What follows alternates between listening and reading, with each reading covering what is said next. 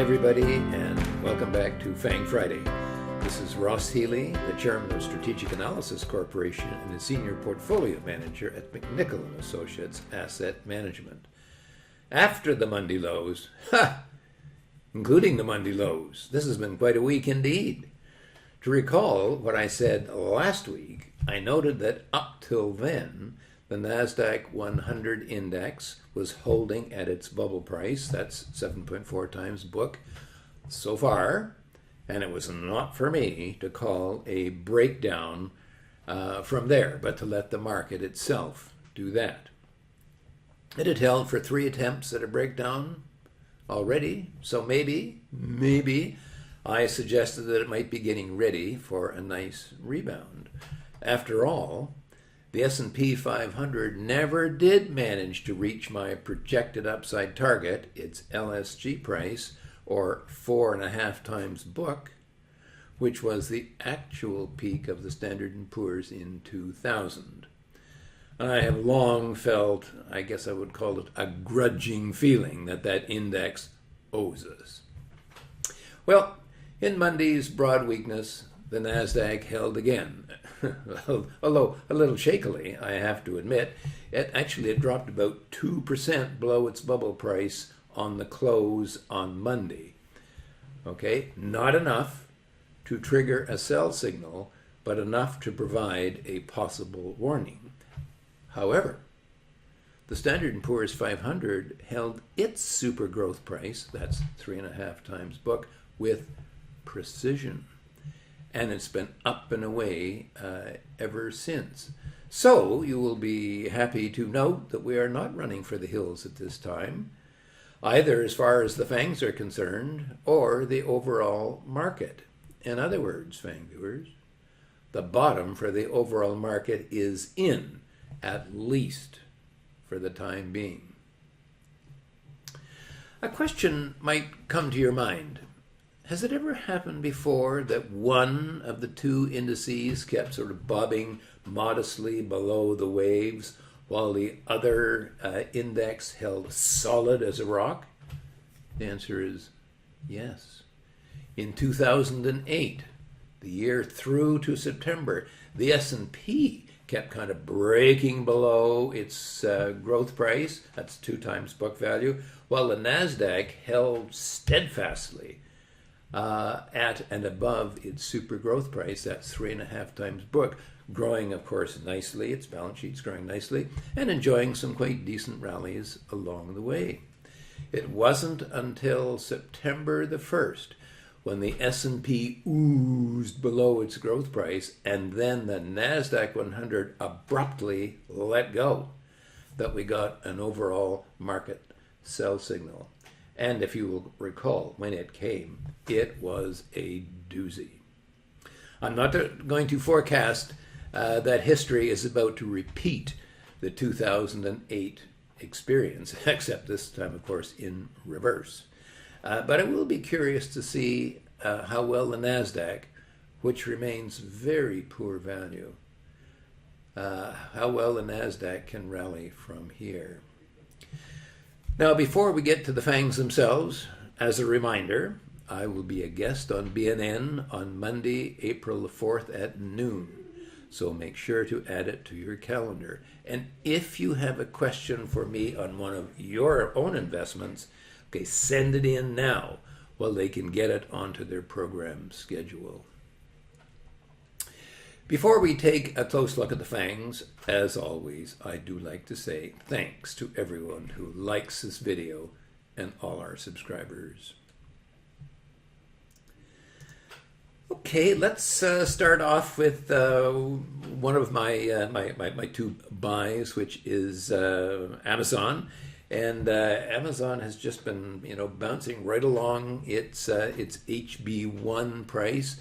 That's 9.5 times book value. What is really interesting, of course, is that the week before it had kind of slipped a little bit below the waves and got back on side. But last week, with that big markdown on Monday, Amazon held just like a rock, rated and has been rallying, of course, ever since. So we have to say it looks pretty good to me. Looking at Apple, a little more kind of worrisome. Apple had slipped just a little bit below its HB5 price. That's 33 times book value, and on Monday really sort of got hit.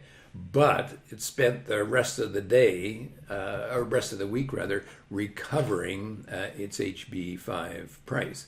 I typically, when the market hits a bottom, I typically would not worry too much if a stock goes a little bit below where I expected, anticipating that, of course, that the stock price would recover subsequent to that, and that has happened. However, what has not yet happened is that Apple has not yet exceeded its HB5 price. So, in a sense, the stock is, I don't know, in the doghouse, in the penalty box, whatever you want to call it. I'm watching it because this could almost constitute a breakdown if the market cannot, at least if the stock cannot hold here.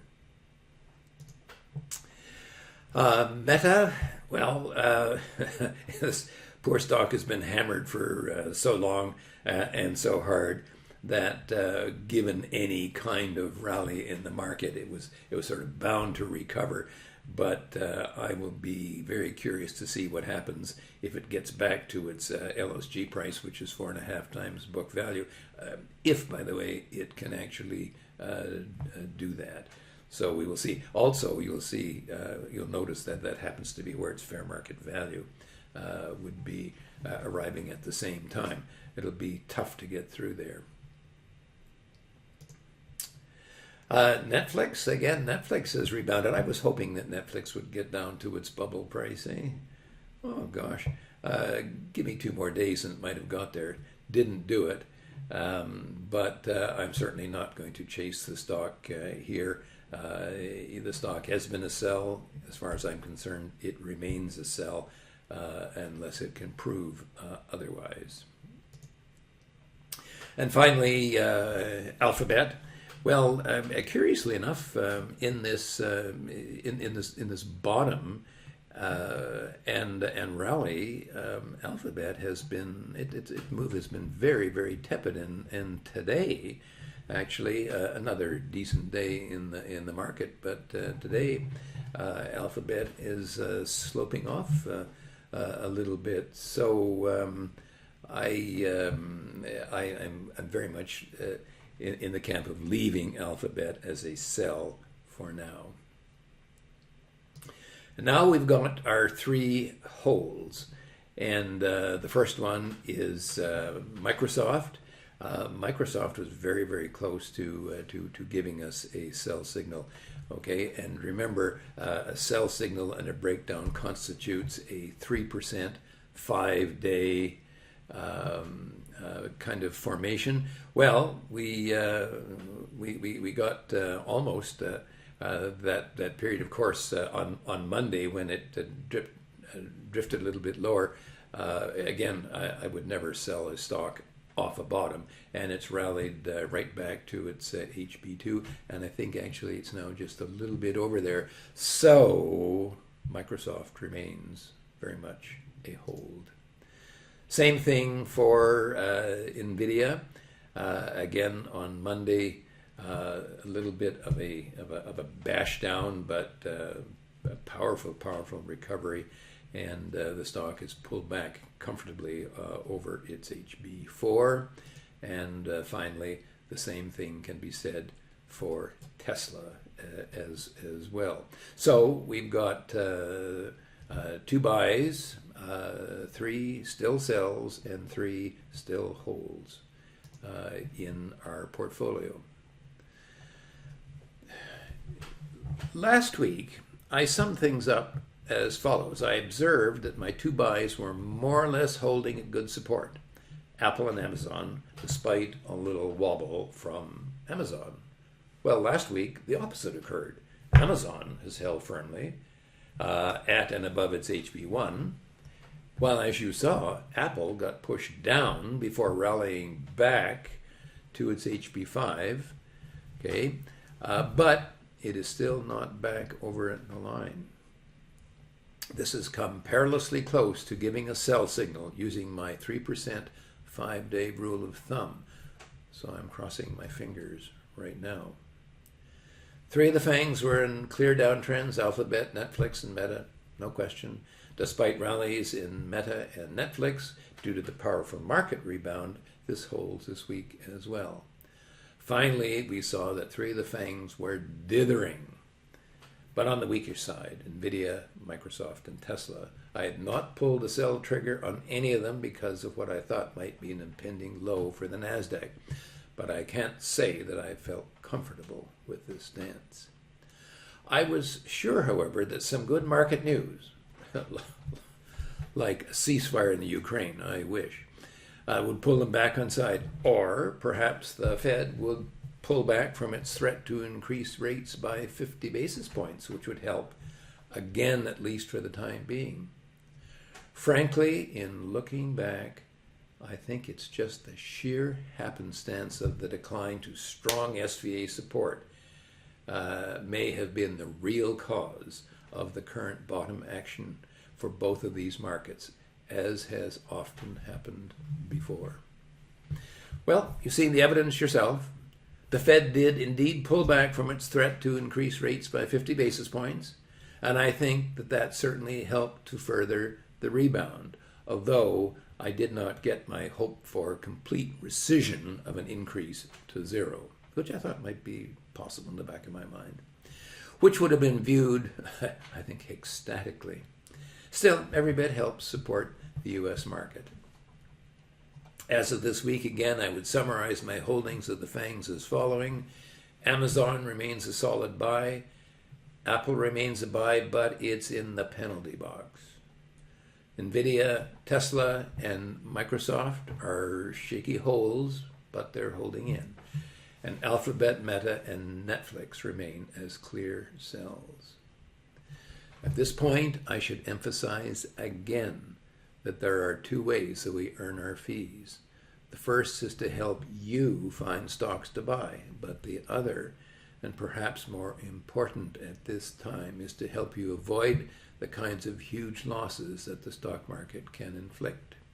If you would like to be able to assess your own portfolio from an SVA perspective, email us at info@strategicanalysis.ca, and let's see if SVA can keep you out of trouble and make you money as well. For now, this has been Ross Healy, the chairman of Strategic Analysis Corporation and a senior portfolio manager at McNichol & Associates Asset Management, reminding you that nothing, including investing, is difficult if you have the right